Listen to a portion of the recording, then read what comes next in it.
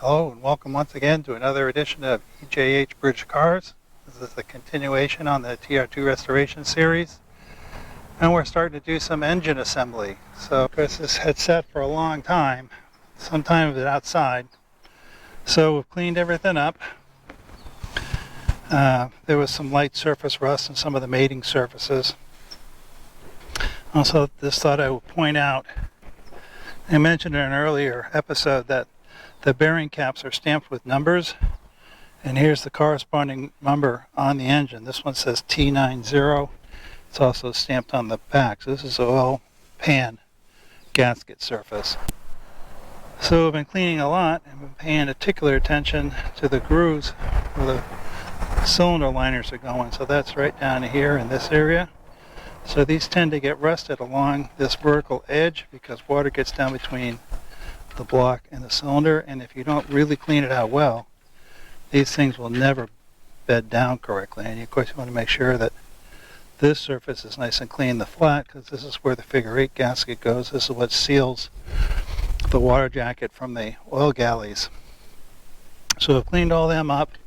We've wire brushed the inside of the blocks. The nice thing with a wet liner is you have full access to the cooling jacket. So it's all there, and then of course this hole here is where the water pump goes. So that is bringing water in, pushing it back up through the head, and then back out through the thermostat. So we've got it all apart and we've painted it. And I thought today we'd start trying to put the new cylinder liners in, so let me go grab a hold of those and then we'll go a little bit further. They stress in the instructions that the assemblies as they came from the factory, the liner, the piston, the pin, you keep all those assemblies as one, so I've been marking them dutifully as I go. But you can also see that this has got a coating of what I expect is some sort of cosmoline on it. But on the inside too, but we won't clean that until we're ready to put the pistons in. So I've placed the figure 8 gaskets into the bottom of the cylinders.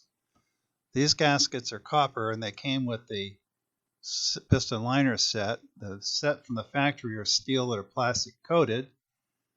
Which are better, I don't really know, but I just think that copper should be better, so I'm using that. But you know, your mileage may vary. So the cylinder liners are all cleaned up.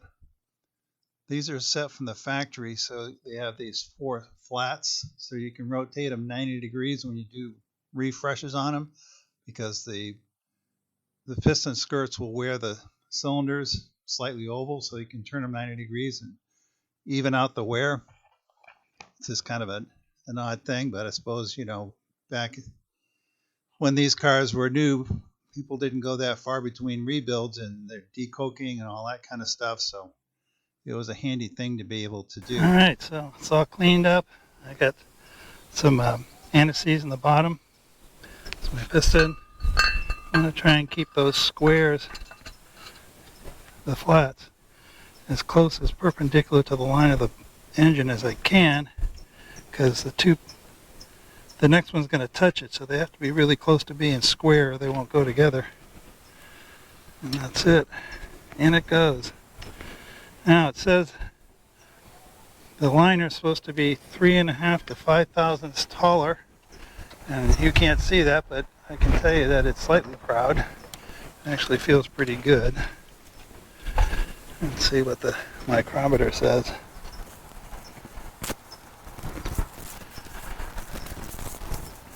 3.5, so just well within the range.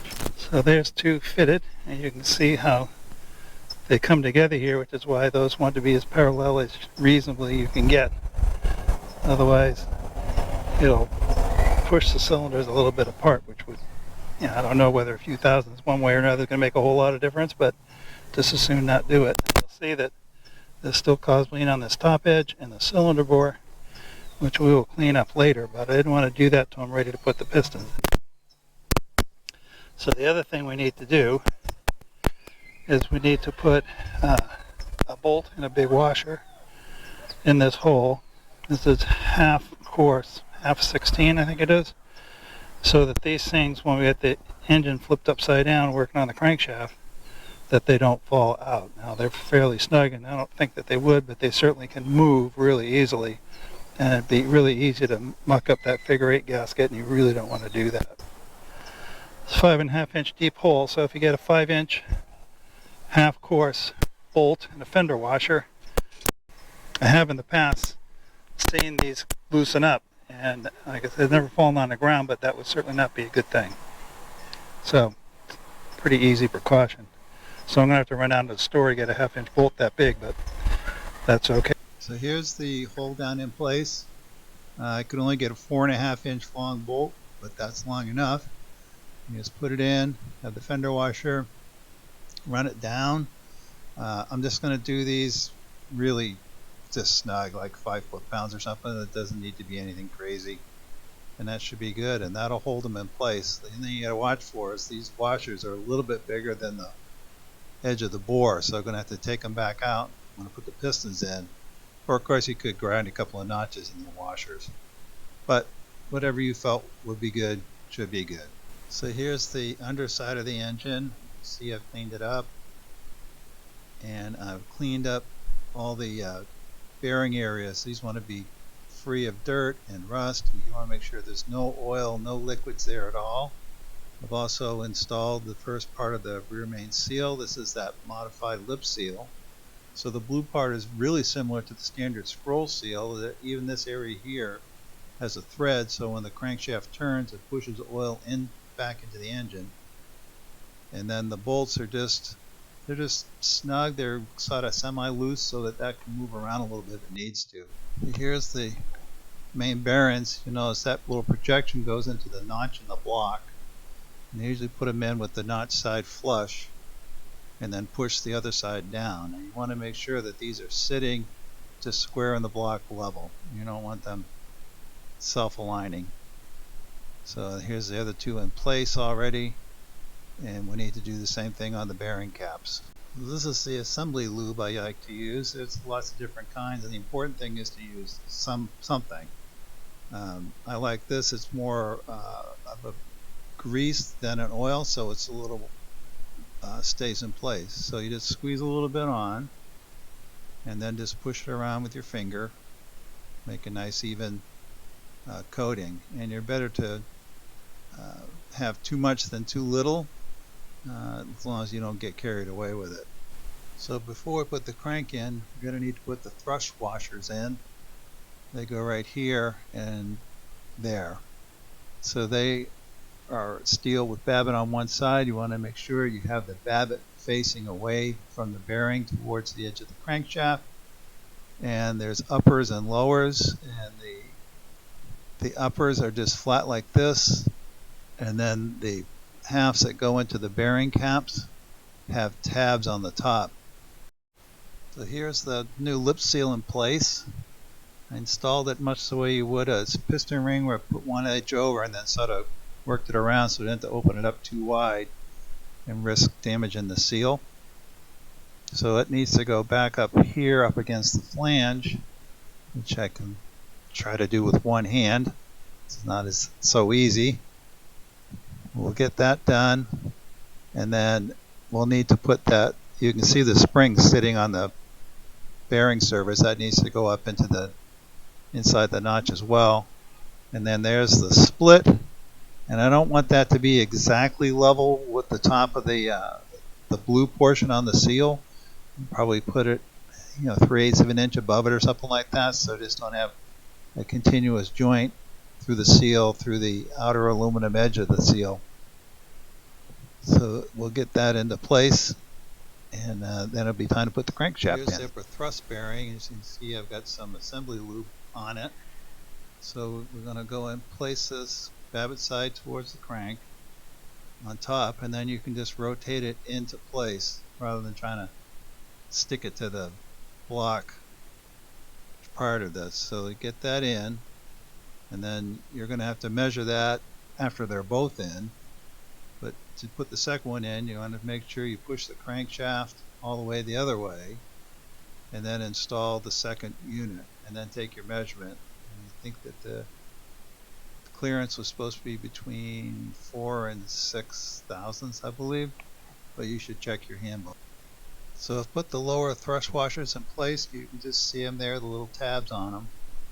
The center bearing cap actually only fits one way. The one side is slightly longer than the other one, so you want to make sure that you got it around the right way. Of course, if you look, the tabs on the bearing should be on the same side, and this should just slide down fairly readily into its spot.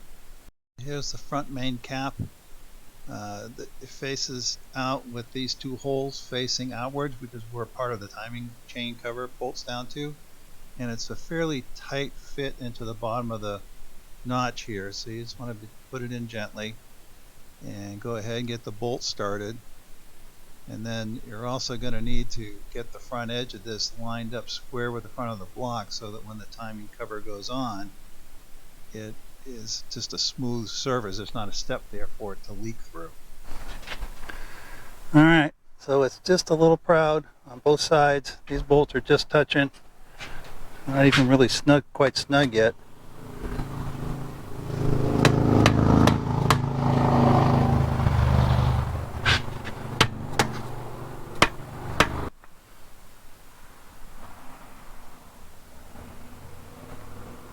That one feels pretty good.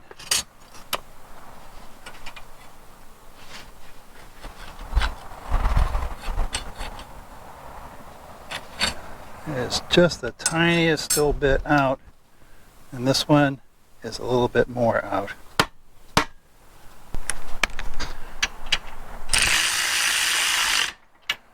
These a little bit tighter. Maybe not quite that tight. It might be in maybe a thousandths.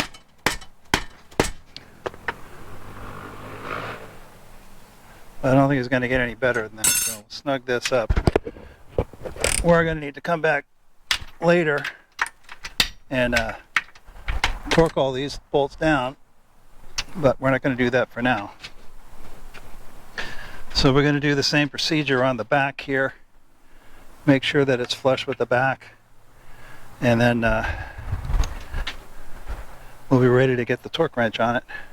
And before you get this thing down tight, you want to make sure that that rear main seal is all the way in its pocket, because you don't want it touching the back flange of the crankshaft. Oh, this one looked pretty good. I did make sure when the crank was laying in that the bottom was in as far as it would go, just loose. I'll just push the rest of it in. I'd say overall the whole thing backed up maybe a 1/16 of an inch, not very much. But it's enough to keep it clear of the crankshaft. And I think that's important.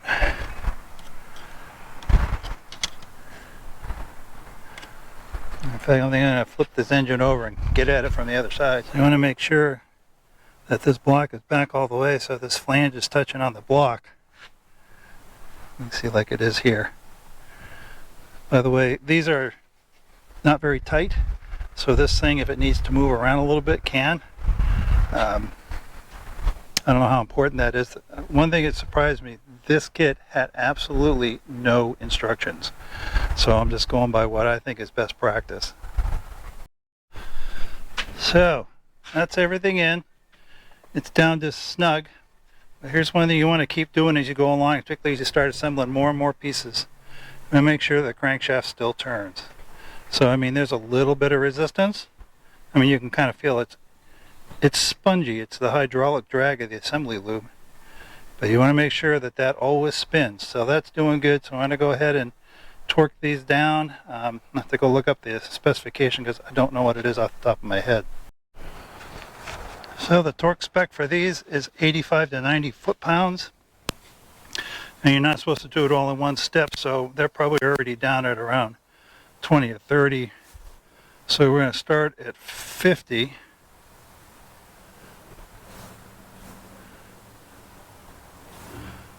And work our way up.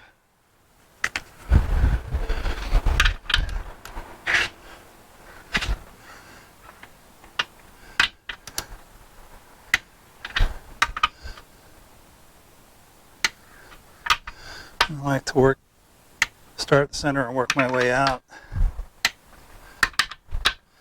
I don't know if you can hear that clicking or not, but it is. So there's 50.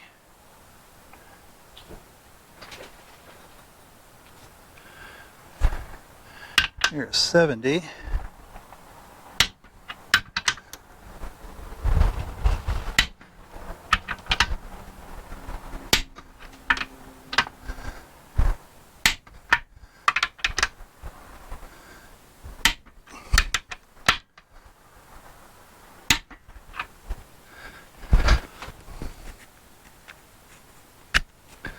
And there's 90.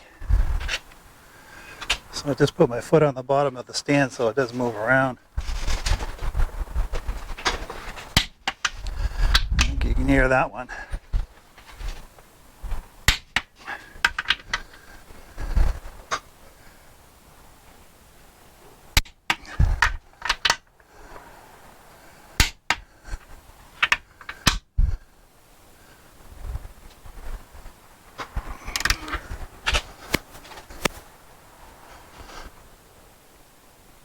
Oh.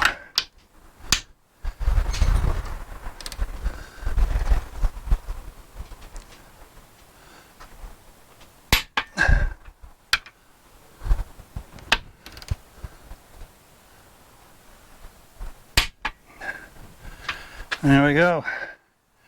90. And the crank still turns. Yay. So just do a double pass just to make sure.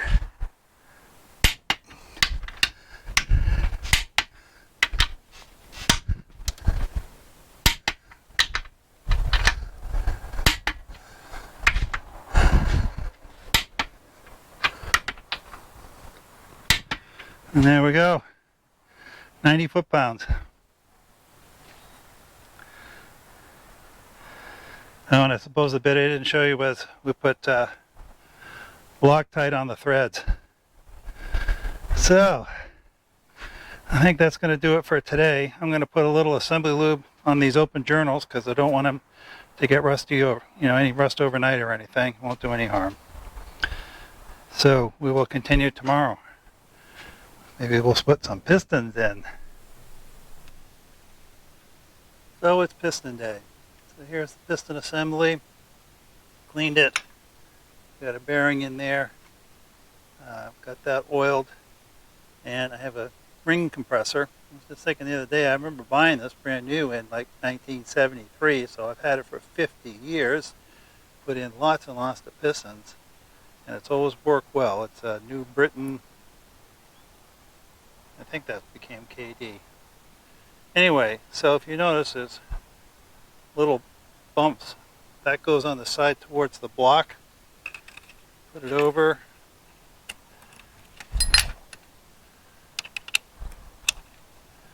Tighten the band up. And keep it level.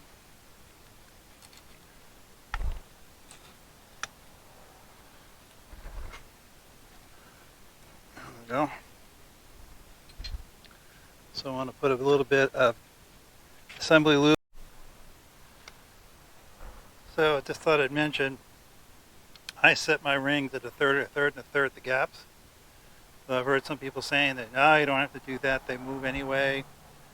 And my feeling is, it only takes a few seconds and it's not going to do any harm. So, what the heck. So, third and a third and a third. Alright, so you notice that I took that bolt out of here so it won't get in the way of the piston going in. The open side of the connecting rod goes towards the distributor side of the engine, which would be the left side as you sat in it. Also turn the crankshaft so that the throw for number one is, it brought it straight down, and then I backed it up about maybe 20 degrees or so. Plenty of room for that connecting rod to go by. Because you don't want to jam it into the bearing surface. You just gently tap it in. Just go right in. If you're going along and all of a sudden it jams tight, it means that your ring compressor was not correctly set and you got one of the rings hitting there. So don't try to force it because you'll just break the ring.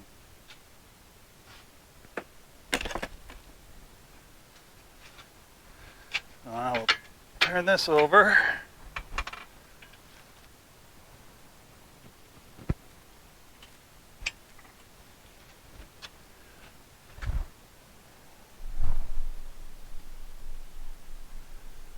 And there's the connecting rod right there, well clear of the journal, and you can see I've got plenty of assembly loom out of the journal. Just push.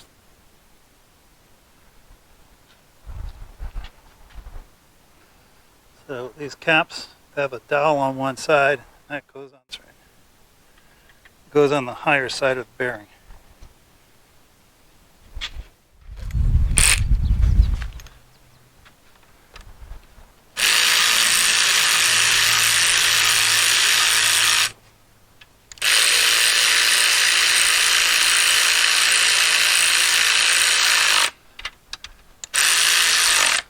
I'm going to pull them down pretty even.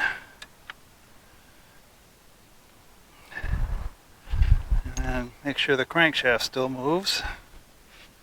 And let me just go double check and see what the torque was on those. So the correct torque is 55 to 60 pounds. This first pass I'm going to do at 40 because they're already snug. Click. Click.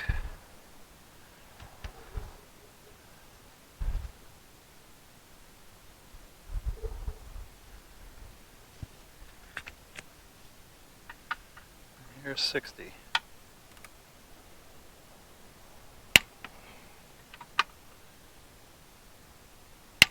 Okay. And crankstaff still moving. So that's good. And don't forget to put your retainer bolt back in as soon as you can. It's awful easy when it's upside down. When you start to move the pistons up and down, these things will loosen up. So better safe than sorry. So this video is getting pretty long, so I think that'll do it for today's video. Next will probably be camshaft, and then timing chain and all that, and button them up the bottom end. Though I may go put the rest of the front end of the suspension together, so we'll see how I feel. So don't forget to like, subscribe, and comment, and we'll see you next time. Have a good one.